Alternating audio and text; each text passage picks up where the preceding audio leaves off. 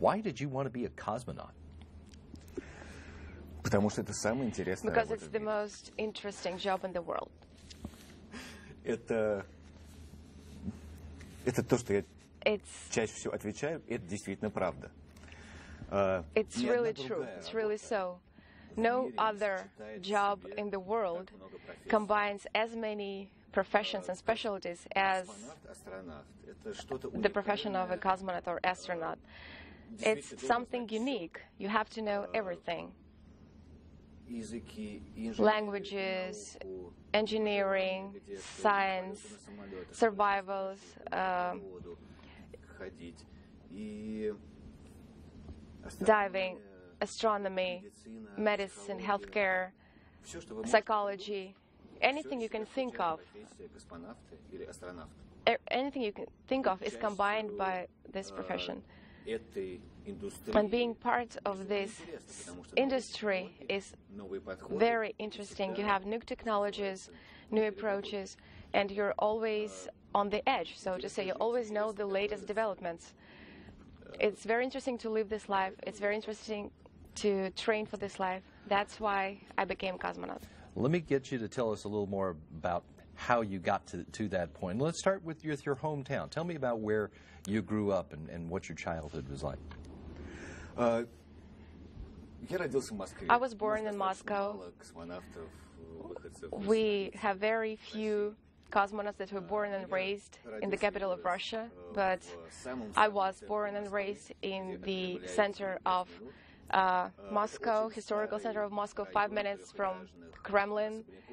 It's a very old district of Moscow where there are mansions of the 16th century. It's called Zamoskvorechye.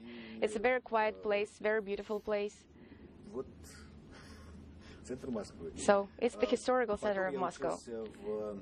After that, С детства мечтал быть биологом. И so я when I was a учился child, I wanted to become a biologist. специализирующийся So I биолог. was studying in a specialized Буду ученым с school первого where we were класса. majoring in biology, so I knew that I would be a scientist. I think I knew that since I was in the 6th grade.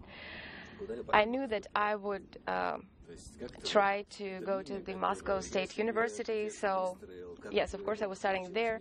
So this is the plan that I had from childhood. These plans were supported by my parents, so this is where I am. What was it that made you interested in biology? Оба моих родителя спортсмены. My parents are athletes. I know that this kind of sport is not very popular in the United States, but this kind of sport is very popular in Europe, so it's sports orientation. People are running in the forest, for example, with a map, and they try to find certain spots. So my father also liked rafting and kayaking, but they were professional athletes. Besides their regular engineering work, they spent all their spare time in the forest or on the rivers. That is why my sister and I spent a lot of time with them while my parents were participating in some competitions. They were moving a lot. They traveled a lot to different countries, different places. So that is why we fell in love with biology. And was that part of your plan to become a cosmonaut, or did that come later? Это получилось уже No, позже. it happened later. С какой-то... Во-первых, наверное, случайно. Во-вторых... So I cannot say that it happened by chance.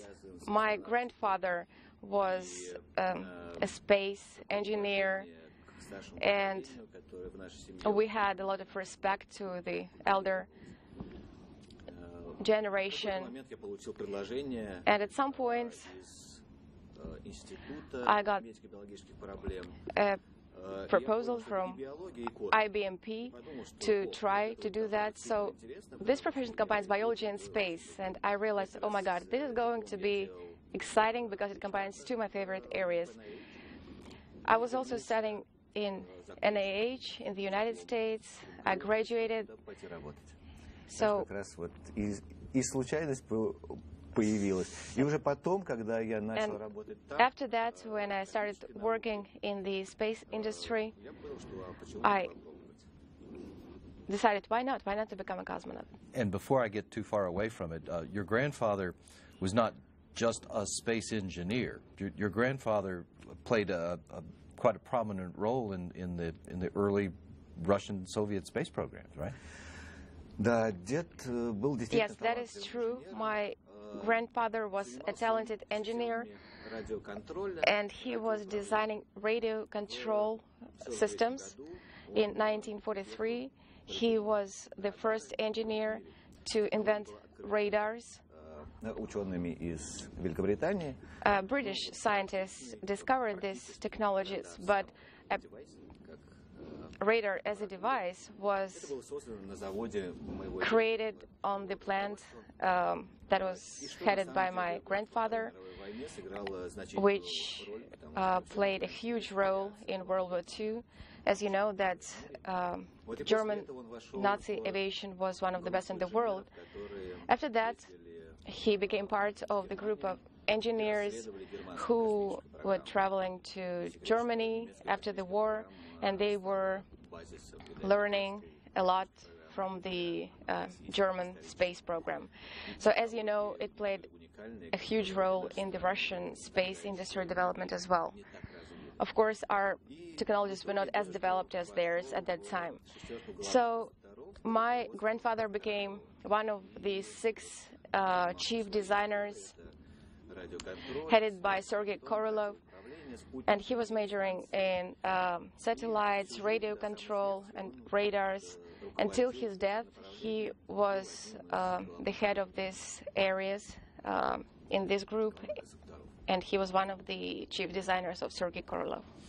And I would guess that his work may have been part of your inspiration to be a cosmonaut as well. Надо сказать, что в его инженерной работе я очень мало понимал. I understood very little in his engineering research and work, and he died long ago, so we did not have a chance to talk about space a lot. I remember him explaining me how our universe is designed, but in late 1990s, when I already chose my path, he already passed away by then. But we had huge respect for our elder generation. That was very important in my family. And of course, the life of my grandfather influenced a lot when I was choosing to become a cosmonaut. We touched earlier on, we started to talk about your academic history. Tell me about when you went to university and then the path that led you ultimately to become a member of the Cosmonaut Corps. В университете я учился. When I was studying in the university, I was majoring in biochemistry and virusology. I was learning modern biochemical technologies at that time. However, when I was defending my diploma, I was defending it in Washington, D.C., NIH. So that is where I wrote my thesis, and I was defending it in the Moscow University after that. It was an exciting experience, and I became well aware of the international scientific research. After that, I was invited to work at IBMP, but I was majoring in human physiology there, and human physiology is a much broader area than my interests before that. В Московском университете очень широкое, хорошее образование, базисное. But thanks to the very good, high-quality education that I got at Moscow State University, I had only to read something about it, and I was also participating in the Bion 11 experiment when we were sending monkeys to space. We had a lot of great research there. We asked them to, so to say, perform a couple of interesting tasks. And after that, I became a scientist, researcher, and we were already doing research with real cosmonauts before and after flight. I had a unique boss, Inessa Kozlovskaya. I think that all cosmonauts and astronauts know this name. She had a rule. If you are a real scientist, researcher, you need to run experiments not only on other people, but on yourself as well. Otherwise, you will not be able to understand anything. So I decided to participate in different experiments as a researcher and as a subject, and I brought my own experiments for them to review. And I also realized that the cosmonauts, my subjects, they were passing the medical commission examinations. So in 2003, there was a new selection announced for the cosmonaut corps, and we as scientists were asked if we wanted to participate in that.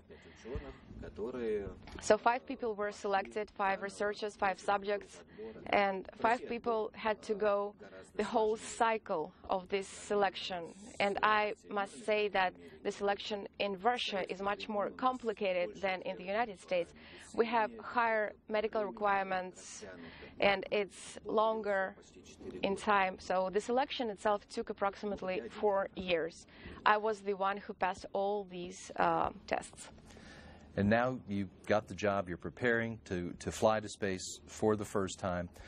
That part of your job has some unique risks to it. But since you're doing it, I assume that you think the risks are worth doing. But I want to know why.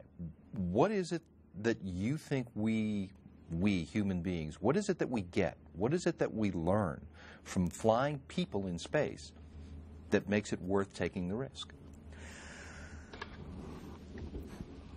Надо сказать, что космонавтика всегда являлась... I have to say that space industry, cosmonautics, is always on the cutting edge of all scientists. And, of course, the humankind will not stay in one place on one planet. Of course, we understand that here, at home, we have a lot of issues and problems that we need to tackle, that we need to resolve, that we need to spend money on, recycle, environment, radiation protection, new energy sources. But the most interesting here is that only the space industry can answer these questions, can bring new technologies to resolve that. For example, for the purpose of new flights, or flight to Mars, for example, we will need new propulsion system, new radiation support, radiation protection system, new resupply system. We will not have a capability to send progress vehicle to our spacecraft. So we will need to recycle our trash, invent some bioreactors there. We will also need to improve our antimicrobial protection. It's a very dangerous situation because illnesses spread very fast. As you know, every year we have some epidemics every single year. Of course, we don't want to contract some unknown disease on Mars or even on our spacecraft. So biological protection is a very important part of it. Next, we need to develop a new approach to our engineering systems to make them more efficient.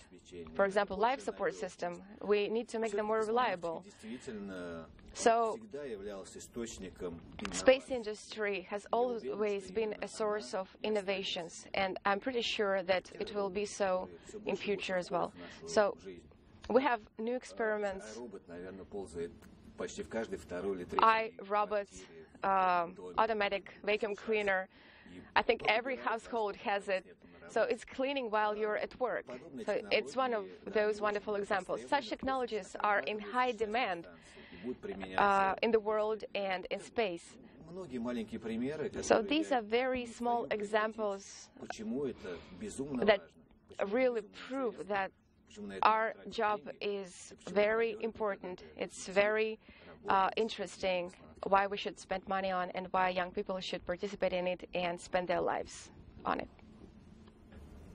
You and your crewmates are next in line to launch to the International Space Station. So, Sergey, tell me about the goals of your mission and what your jobs are going to be on this crew. I have to say that we have a lot of goals during this mission, and these goals are very good goals, actually. We need to keep the station in its operational condition. That's goal number one. Then new vehicles, new segments. We have a lot of experiments coming up on the Russian segment, on the US-US segment. As you know, the number of the experiments is always increasing, and thank God we all have something new to do. Even our crew has some new experiments to do. We're going to talk about the details of that. But first, in general, I'm interested, since this is your first time to go to the space station, what is it that you're most interested in seeing when you get there?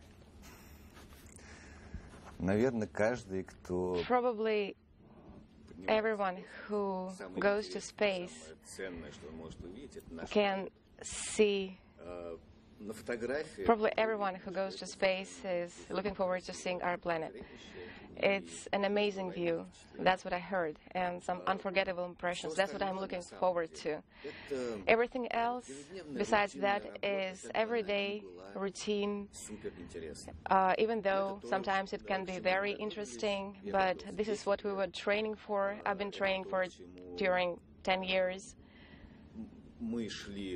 But it took us a long way to get there. As a scientist,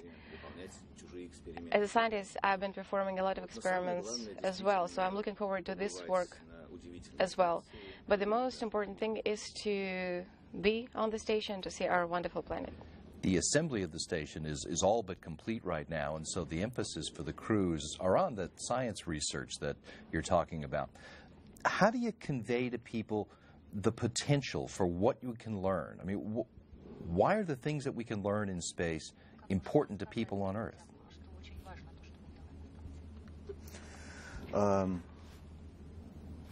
Это одна из задумок, на самом деле, которая есть, над которой я сам профессионально работаю. Ideas that I'm working on personally. I think that we should have more educational projects in space. We need to show why a space flight can be interesting, what scientific areas can be involved in a space mission that is mostly important for high school students. I think that's the most important part of it. So we need to show some very good examples, just like our American colleague Don Pettit did. I think this is one of the main factors how we can get people more interested in the space industry. We need community support. We need new people in this industry.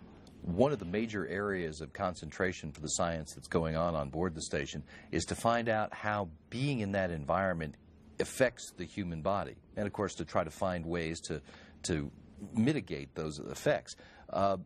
Recently, the station partners announced that they're going to send a couple of crew members to the station for a full year in order to learn more in that area. What are your thoughts about a year-long mission on the station? I believe that this is a very interesting goal. And in the Soviet history, I think you know, we had some instances of that. However, over years, science makes progress.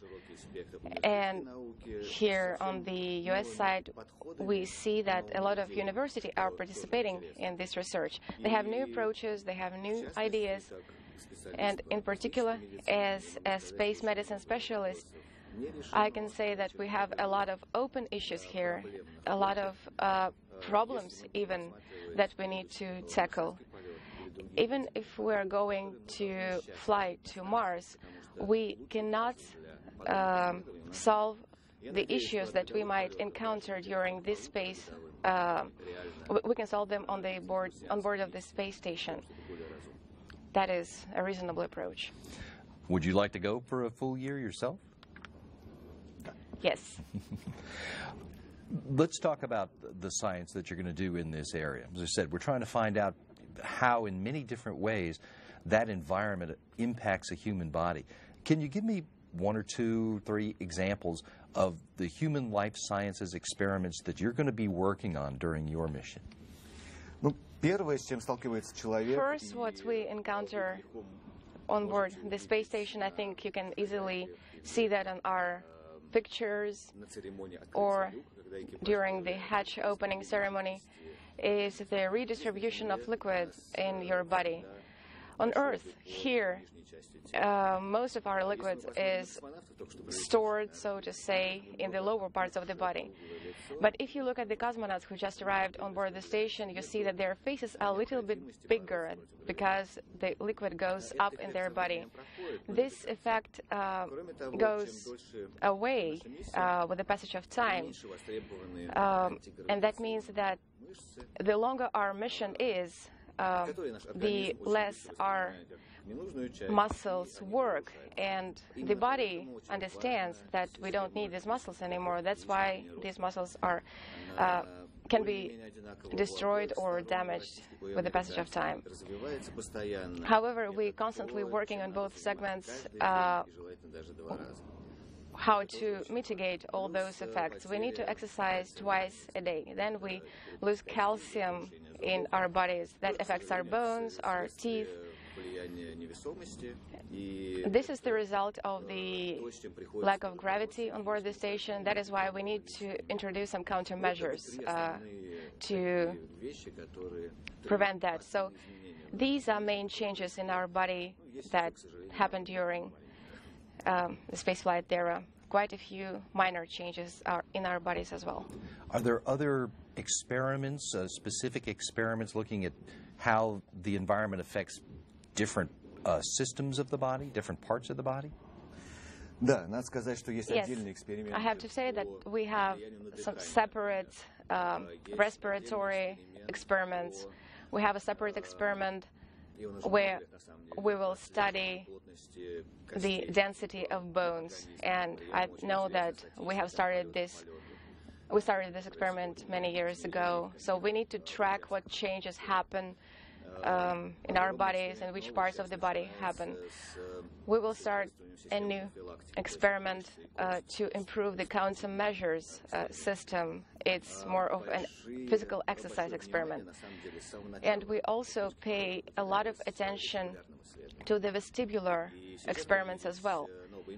And we right now have new methods, new approaches, and we have a couple of new experiments that we're going to run.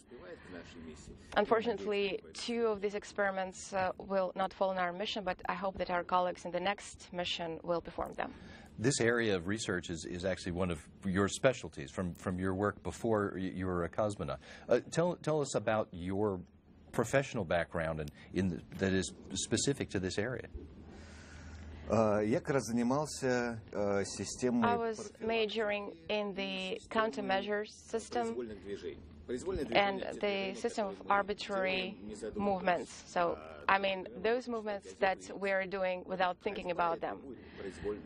For example, walking, reading. The most interesting part here is that the same arbitrary or voluntary movements will be repeated in space using different muscles. We have, so to say, slow fibers, fast fibers, and slow fibers are the most affected muscle fibers in space. This research is very important if we are going to send a person to a different person.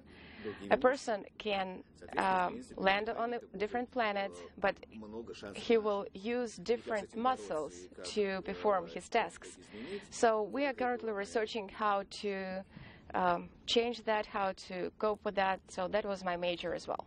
You've been doing this work in Russia both before you were selected as a cosmonaut and since then, right?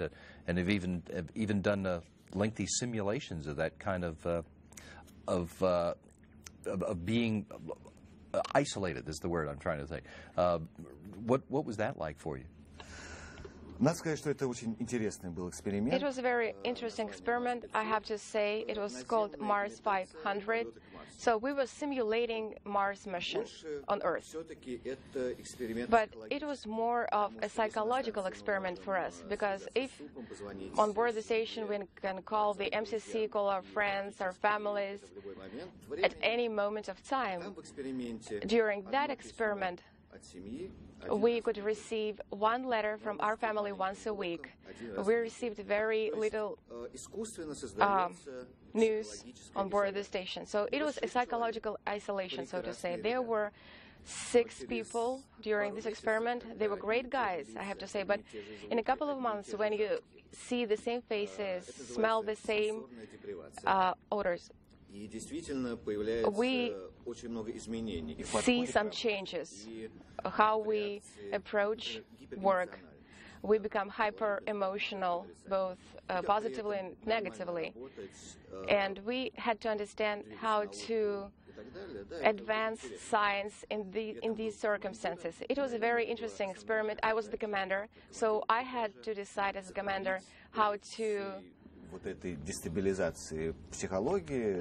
keep a wonderful atmosphere, good mood, and быть до конца эксперимента вместе с командой. Complete the experiment and keep the crew until the end of this experiment together. I'm sure it would be interesting for you then to match that up against this experience where you have the physical effects as well. Да, конечно. Yes, of course. The real flight and some simulation can be different. You can compare them. So these are 2 different areas.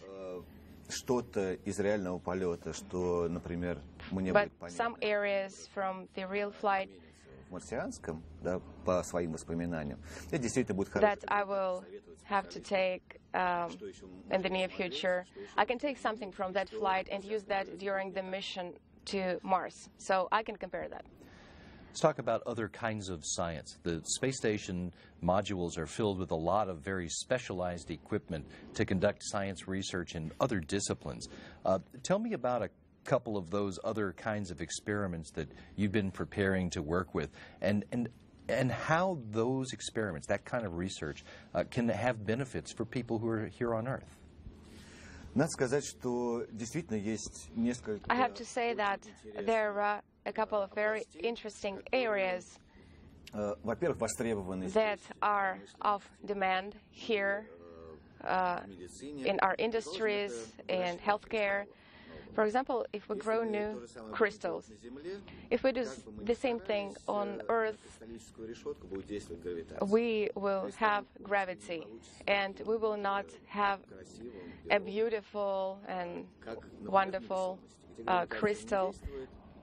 If we grow a crystal on board the station, the crystal will be of perfect shape. Crystals are used in the laser industry, in pharmacology, and huge protein molecules, which are very important in healthcare. So gravity can destroy these molecules. In 0G, we can create a huge protein molecule that will not be destroyed by gravity. Another interesting area of research that we're currently developing, and I hope that the new module will help us with it, is new alloys.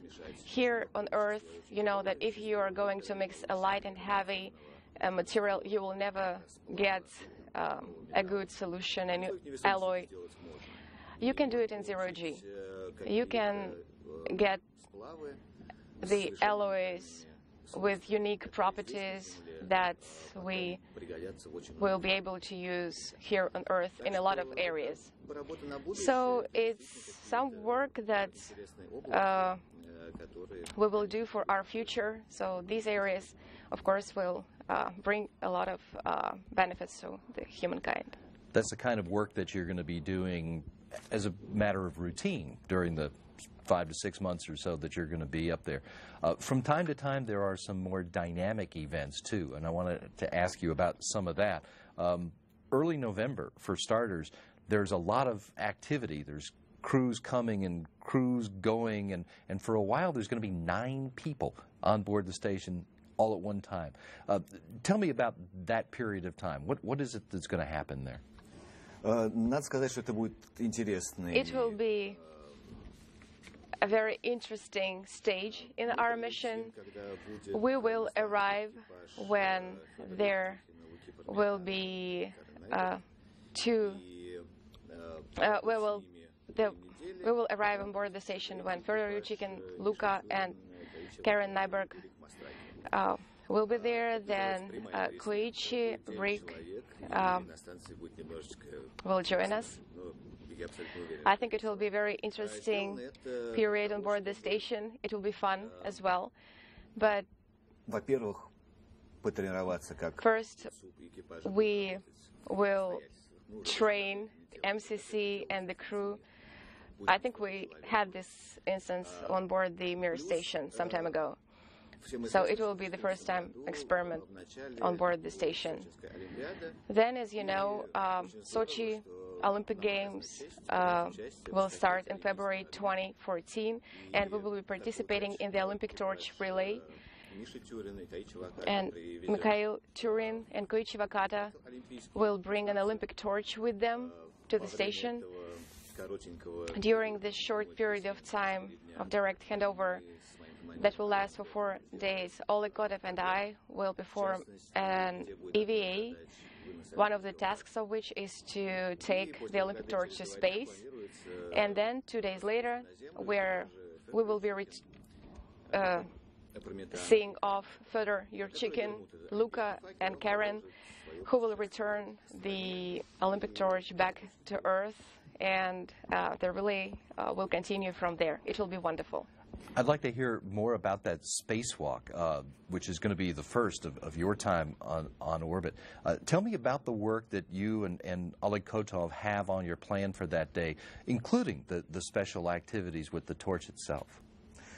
У нас там есть несколько задач. We have a couple of tasks during our spacewalk. The first task is to take the Olympic torch to space. The second task is to R&R a couple of antennas and to install some antennas in a different place. During EVA 37, we're planning to install new hardware that is called Chamber of High Resolution. Later we will send it back to Earth. So we need to prepare work stations for that. We will need to deinstall a couple of things, install some new hardware, and then we will be able to install 2 telescopes, that's what we call them, and point them to Earth. It will be great. Also, during these 2 spacewalks, we will need to prepare the DC-1 for the upcoming undocking. So we're gradually preparing for the arrival of the new Russian module, MLM, that will be installed where DC-1 is currently installed. So that is why we need to swap cables, antenna, and make sure that this small DC-1 module does not have anything in common with the Russian segment, so that it can be easily deinstalled.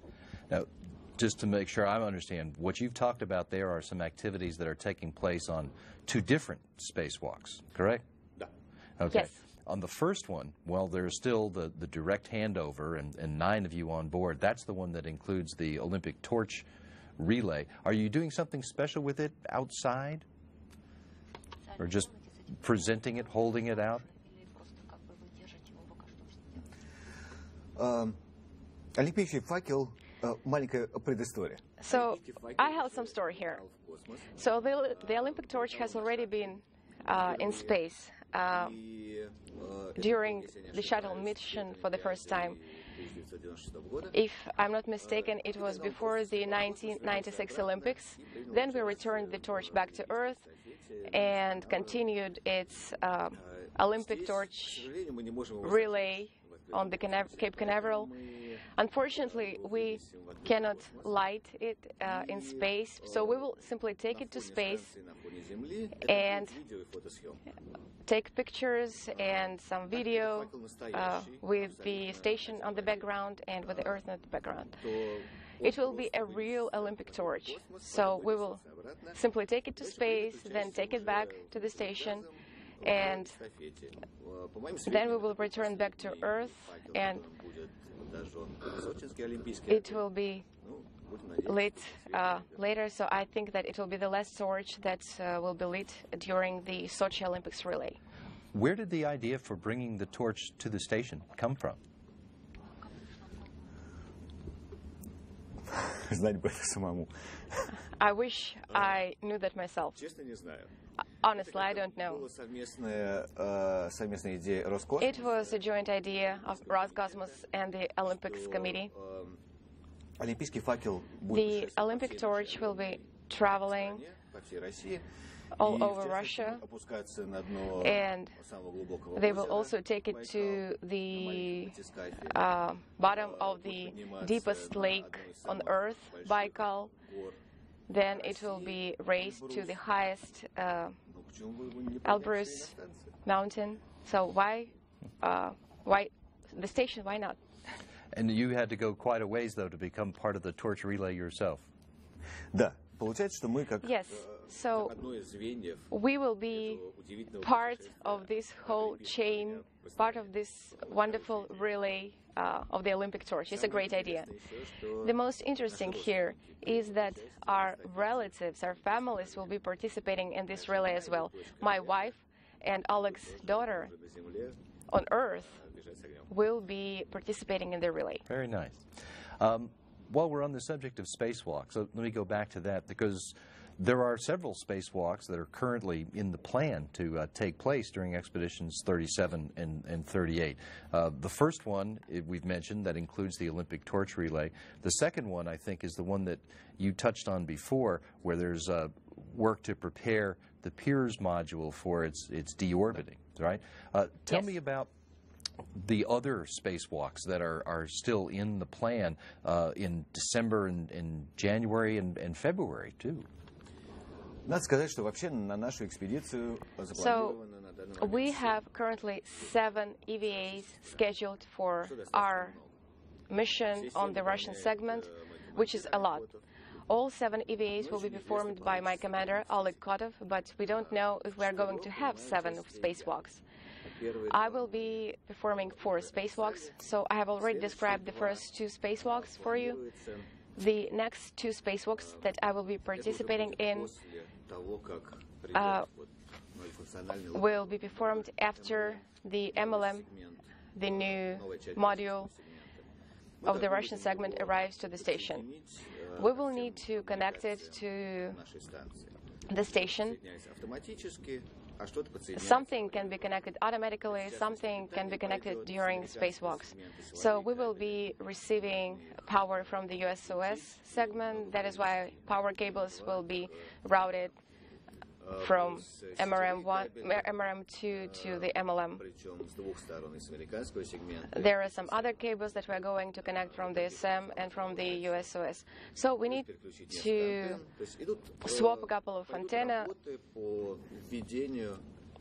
So all in all, we're going to have some installation of the MLM. So these are, in brief, the 2 spacewalks I'm going to participate in. The next 3 spacewalks I'm not sure if they're going to happen, because I heard there would be some delay. So these spacewalks will have a couple of tasks with the ERA, European Robotic Arm, and my function there is to be an operator. So I will be operating the ERA from inside the station, and Oleg and Michael Turin will be performing some test operations, test the control panel. It's a wonderful design. I love it very much. Actually, it can move on its own on this segment. It can do a lot of things on its own. So it's like a small Japanese robotic arm, but it's bigger in size. However, I'm not still sure if we're going to have it during our mission. However, I wish we had those spacewalks. As you mentioned a couple of times that a lot of the early spacewalk activity in particular revolves around the arrival of the new module, the multi-purpose laboratory module, the MLM, which is currently targeted to arrive at the station late in the year while you're there. Describe this new module for us, the MLM. What is it, and what capabilities is it going to add to the station? MLM вообще научный модуль. Is a scientific module. Новой системой. And it has a new rack system for scientific hardware. I mean, new for the Russian segment. USOS has been using the same rack system for a long time. But here we will have a different structure. Там новые системы. Plus, they will have new life support systems. We're planning to move our ASU there and install the new electron system there. So this will improve the life support system in future on our segment. Moreover, we will have a very wonderful window in that module and a new crew quarters. So we will be able to take a lot of wonderful pictures from there. But of course,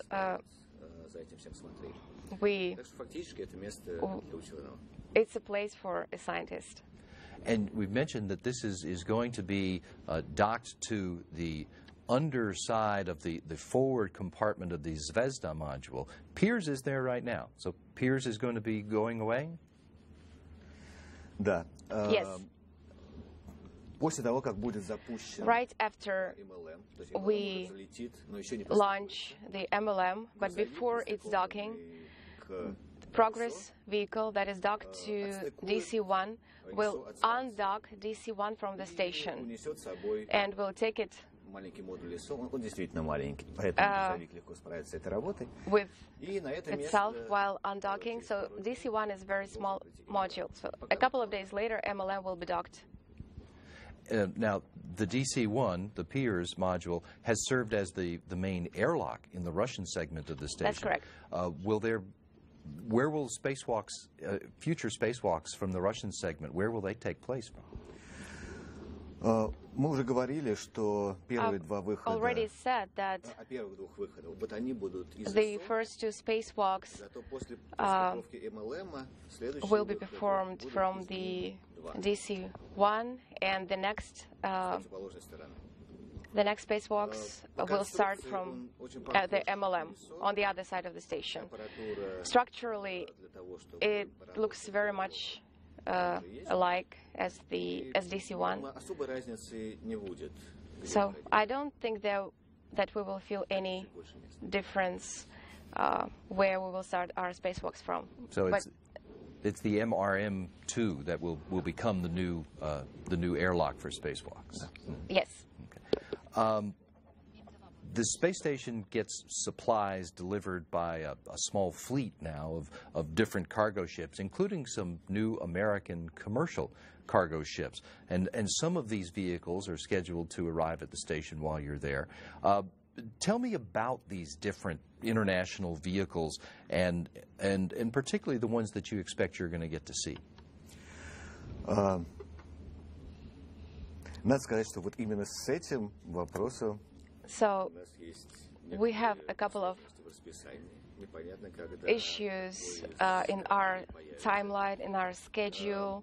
We don't know exactly when each vehicle that you just named will arrive. We would like to see Orbital 1, of course. If the demo flight does not slip, or even if it slips a little, we would really like to see Orbital 1. Unfortunately, we will not see HTV. It will undock before we arrive there, but we will see ATV vehicle definitely that will be docked to the station. It will be interesting to see SpaceX vehicle. So this is a very new approach to the design of the vehicles, even though the technologies are the same. So, looking at our timeline, we can say that these vehicles will stay on the station approximately for 30 days. So, we will see a lot of vehicles, that is true. And we will see Russian vehicles as well. It will be very interesting. Of course, there's the Progress vehicle along with those of the other partners, too. Yes. We've mentioned the Olympics and the torch relay. In fact, it's going to be during the last few weeks of your flight that the Winter Olympics are supposed to start in the Russian city of Sochi. What do you think it's going to be like for you to be part of this international group in space while this international group is busy on the ground? I think that it will be also very interesting to see ice hockey matches with our crewmates from the USOS, even though we'll be supporting different teams. I like skiing and other types of sports, so it's always wonderful to see these games, and the Olympic Games prove how great our world is and how great our athletes are. So good company, good sport, nighttime. So what can be better for watching the Olympics? It's been many years since a Russian city has hosted the Olympics. What does it mean for Russia to be hosting this Olympic Games? Yes, last time Russia held the Olympics was in 1980. I was only 6 years old then. It was Summer Olympics. It's a great event for Russia. And a couple of years I promised myself that I would definitely go to the Olympic Games and attend as many matches, games there as possible. But yes, right now I understand that I'll be looking at the Olympics from above. A lot of people are going to go to these competitions. So there are a lot of volunteers working there. A lot of people are participating in the Olympic torch relay. So it's truly a great event. And after the Olympics, we're going to have a wonderful sports resort in one of the most beautiful places in Russia. As you think now about the time that you're going to get to spend on the station, what is it that you're most looking forward to about your flight?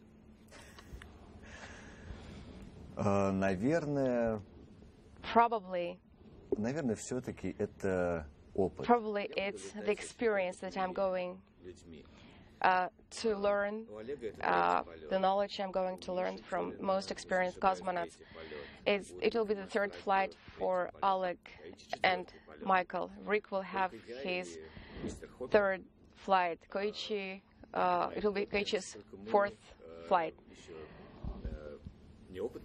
So we are not that experienced yet, but it's a great time to learn for us. They are professionals, and they want to fly as many times as possible. And for us, it's most important to learn from them. I want to be useful for our space industry. I want to do something or to learn to do something that will promote and that will advance future flights. So, as a professional, I can say that I will learn, and learn. What is it that you think we are learning from your mission and all the missions to the International Space Station that is getting humankind ready to go explore beyond Earth orbit? Надо сказать, тут очень много вещей. There are a lot of things that we need to mention here. Research, fundamental research in various scientific areas. That is some basis that will serve as a basis for future advances. Second, it's international cooperation. We can see what works well, what doesn't work in our cooperation, and what we can change in future. Third, without international cooperation, we cannot go to other planets. No country in the world can afford that. Besides that, we are also polishing our skills, and we also test our hardware. The last generation high-tech hardware is not working perfectly in extreme conditions. It's very complicated to be fixed very easy on your lab. That's a Russian expression. That is why you always remember the mottos of Soviet engineers: the easier the better. So we are testing the technologies that will be easier, that will be more reliable, and that will allow us to fly to other planets and develop further and advance our technologies.